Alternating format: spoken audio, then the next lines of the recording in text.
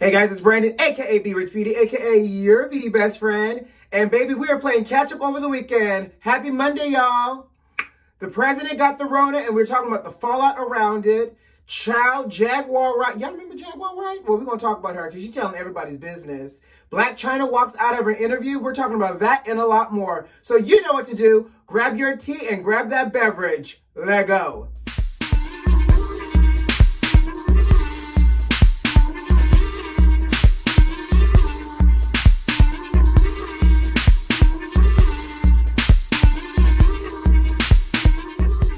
Child, let's just start what has permeated into every facet of our lives for the last 72 hours. It is the president of the United States, honey, 45 himself, catching the Rona. Now, let's backtrack and back up just a little because I think there is a lot to unpack here. And you know, I wouldn't be your beauty best friend if we wasn't unpacking this together. So close your eyes and picture this. America, 2020 in the Rose Garden, where no one is socially distant, and hardly anybody is wearing a mask, and everybody's just sitting tightly together, acting like there wasn't a pandemic. And just to kind of give you a little visual representation, go ahead and check out this video.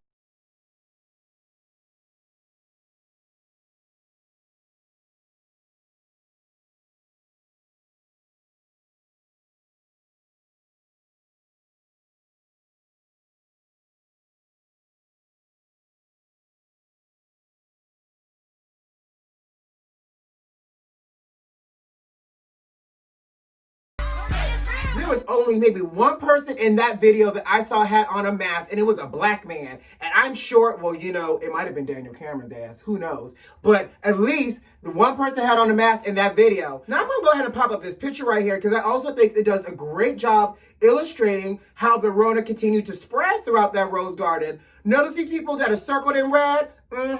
All of them test positive too. And by the way, who is this black little boy sitting 2 seats down from Melania?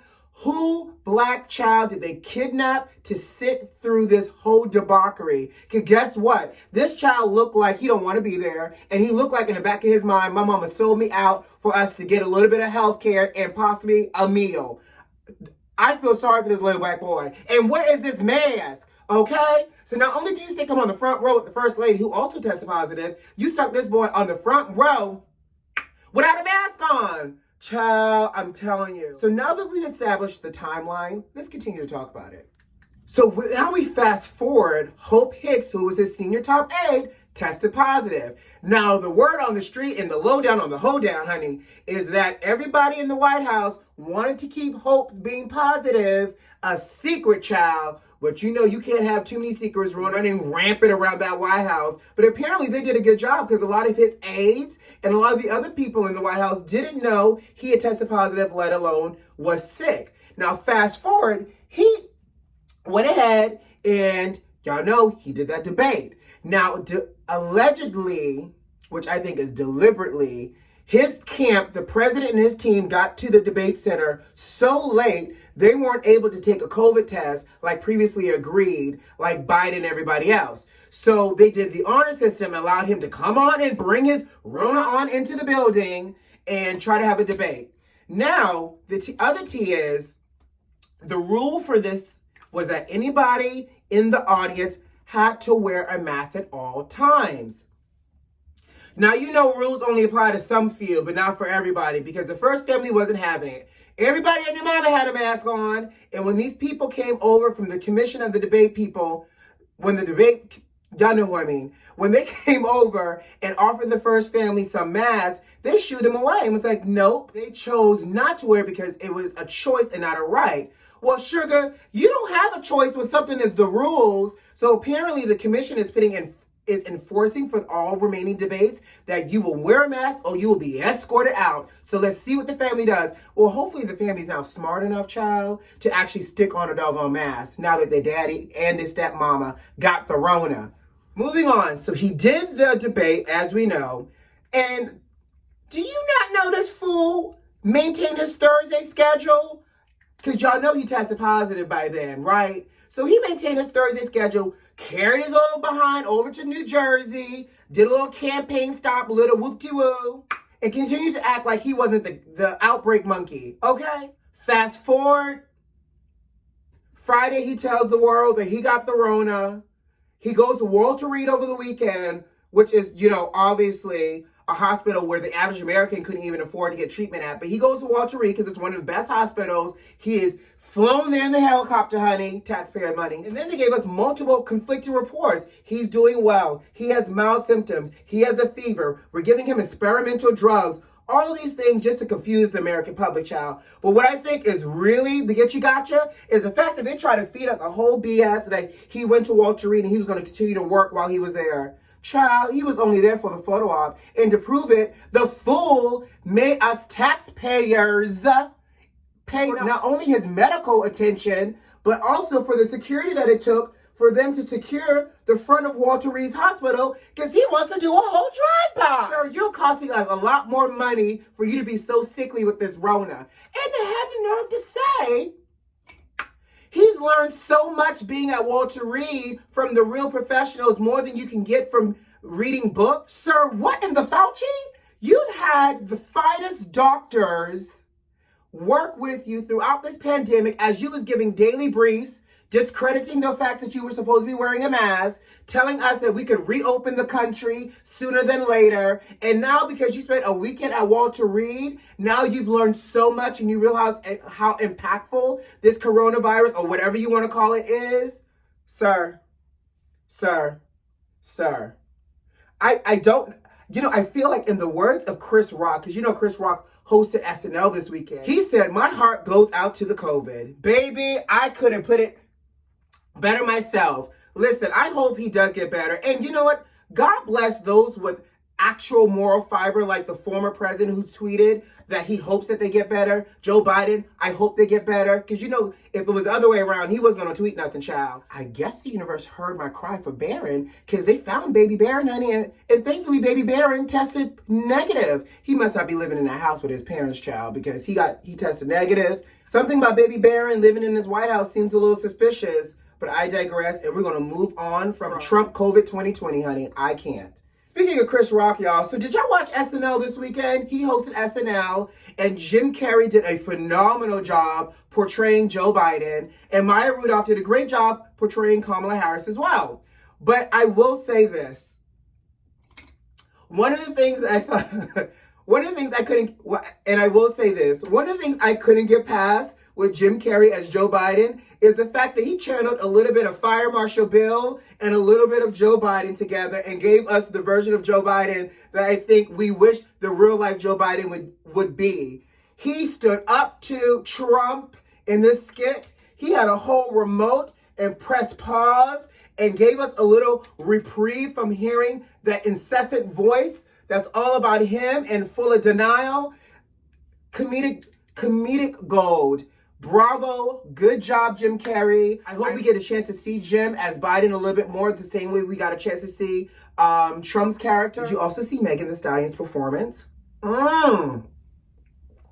Megan performed Savage, which was a little blend of Savage and the remix with Beyonce. But what I'm really impressed by was her taking the opportunity to use this platform to talk about protecting Black women and protecting Black men. And she was tired of seeing Black men as hashtags. But most importantly, if you got caught up in the visual behind her, she gave you little gunshots, which I think was a complete dig at Tory Lanez and what she went through in terms of being shot.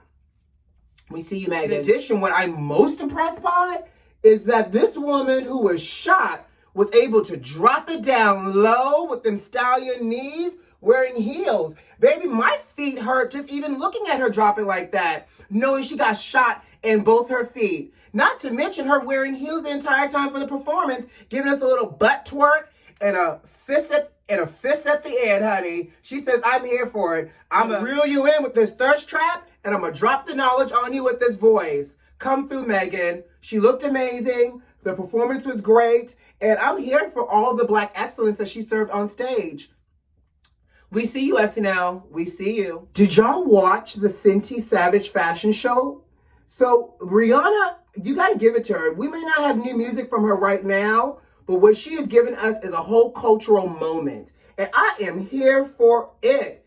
her fashion show that you can find on Amazon Prime Video. By the way, I didn't need nobody's login because, you know, he got his own Amazon Prime account. Ow! So I was able to watch it. But what I will say are a few things.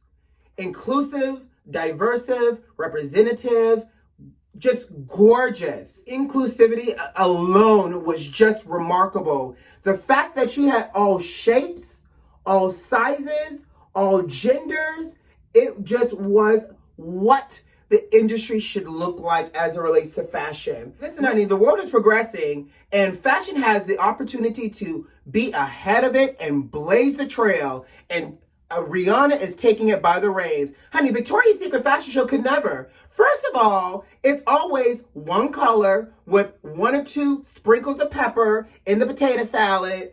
2, they all look alike in terms of body size. And 3, you never see men. Well, Victoria's Secret doesn't sell men clothing. But that's also another brilliant move by Rihanna. She also had men clothing a part of her line, which, by the way, is sold out. Yes, he sure did go to Amazon Prime and try to see what the pieces was given. I may have wanted to buy a piece or 2.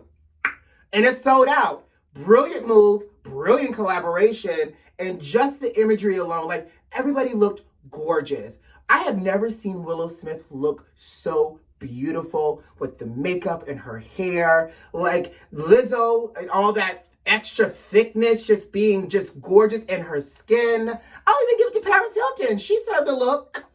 Miguel, like everybody looked amazing.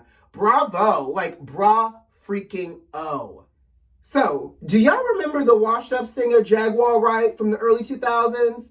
I call her washed up child because I couldn't think of one hit by Miss Jaguar Wright. But I know of her and I know that sis can sing. Well, apparently, honey, she is trying to be relevant in the landscape of social media and gossip. And over the last couple of weeks, Jaguar has been on this truth-telling moment, and she is telling everybody's business, honey. Grab this. Not only is she telling everybody's business, but she has gone on record and said that Mary J. Blige is hiding her sexuality. Okay, what? Mary? What's the 411? Do tell, Jaguar. She went on to say that Diddy mistreats his artists and that Diddy was bisexual as well. Miss Jasmine is trying to out everybody. Listen, now don't get me wrong. The rumors and the whispers of the street is, you know, Diddy had some interesting parties in those Hollywood Hills, honey, that he, back in the day and currently, allegedly, rumors. I'm just here to give the tea from what I've heard. Not alternative, but the tea, honey. But now she is coming from Miss Tevin Campbell, honey. And let me tell you something. You got to be careful. You can't mess with the queens. Because when you come for Tevin Campbell and the likes of Tevin, he is going to clap back. Jaguar went on to say that Tevin was out here selling his body parts, child, for drugs and money. Tevin says, sis, I would never. Not only would I never, but baby, you better tread lightly, because he said, I got lawyers ready to stand by. Honey, don't come for the girls. Let me tell you something. The girls will always rally up the troops, honey, and they are not here for your antics. Jaguar, you better tread lightly, girl, because it sounds like Miss Tevin Campbell got a cease and desist ready for you. Okay? By the way, I love Tevin Campbell, and I just love the fact that Jaguar and Tevin are now going at it because it really reminds me of being at a cookout. You haven't been at a cookout or a family reunion and you see the drunk uncle that used to be, you know, on point back in the day, argue with the drunk aunt who used to be on point back in the day as well, and now you got both of them arguing with each other, smelling like MD 2020, the great version. Not that I've ever had it. But yes, that's what this whole Jaguar Wright and Tevin Campbell situation is giving me right now. Drunk uncle, drunk auntie, MD 2020, and Newport, Virginia Slims, honey. Yes, and add a box of Virginia Slims to this. That is what this is giving. Moving on. Baby, BLAC CHYNA did an interview, a radio interview, and she walked out. Let me tell you something. Now, here's what I have a question for y'all. So she was asked about Safari and Soulja Boy. And so what the question first was, would you ever do a OnlyFans with Safari? And BLAC CHYNA was like, he's married. And the guy was a little persistent. He was like, well, I mean, I'm sure the wife wouldn't mind. He goes, no. And she's like, no, sir, that's disrespectful. And he moves on from that and says, have you spoken to Soulja Boy? She goes, no, have you? She was already fed up. And so she paused. And at one point she said, you know what? I'm out. I'm done. I'm leaving. And it caught him off guard because obviously it was an active interview. So my question to you all is, was she right and just for walking out of this radio interview? Or should she have been professional enough to pivot and redirect those questions and answers so that way she could obviously communicate that she didn't want to talk about it and she could talk about what she came to talk about? Because obviously if she was doing a radio interview, she was promoting something, which she's now a musician, so she's trying to promote her rapping child. I don't know.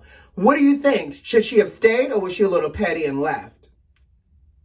You tell me. All right, before I get out of here, condolences, Ghost. 2020 has snatched another one. Are you guys familiar with the fashion designer Kenzo?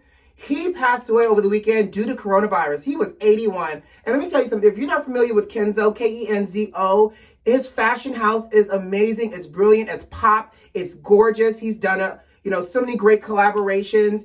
Oftentimes you'll see shirts with Kenzo spelled through the chest. Guys, be safe. Because now that we're entering phase 3, like here in Florida, it's just so much. The Rona hasn't gone anywhere. We're shifting seasons. So do what you got to do to stay safe. Because if you watch and you try to take a page out of 45, honey, we'll all be in trouble. Okay? All right, I got to go. You know what to do. Subscribe to the channel if you like this video if you like this video, and leave me a comment. Who loves you? I do. I'll see you later. Have a great day, guys. Bye.